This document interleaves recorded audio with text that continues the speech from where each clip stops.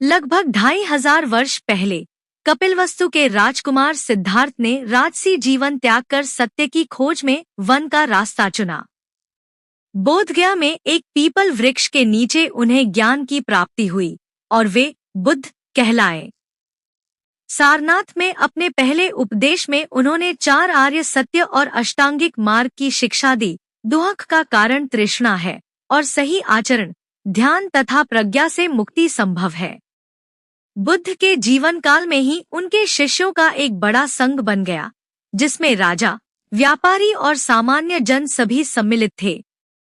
जाति भेद को न मानने और सरल भाषा में उपदेश देने के कारण यह धर्म आम लोगों के हृदय तक सहज पहुंचा। परंतु असली मोड़ आया मौर्य सम्राट अशोक के समय। कलिंग युद्ध की भीषणता देखकर अशोक का हृदय बदल गया।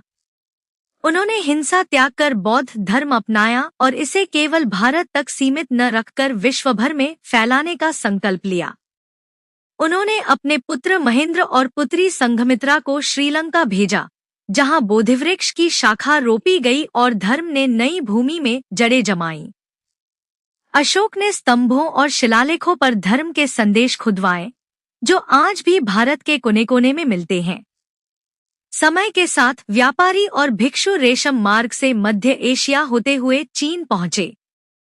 वहां से यह धर्म कोरिया और जापान तक फैला, हर देश में स्थानीय संस्कृति के रंग में ढलता गया। चीन में चान, जो जापान में ज़ेन बना, तिब्बत में वज्रयान, दक्षिण पूर्व एशिया में थाईलैंड, म्यांमार और कंबोडिया में थेरवाद परंपरा फली फूली और अंकोरवाट जैसे भव्य मंदिर इसकी गवाही देते हैं।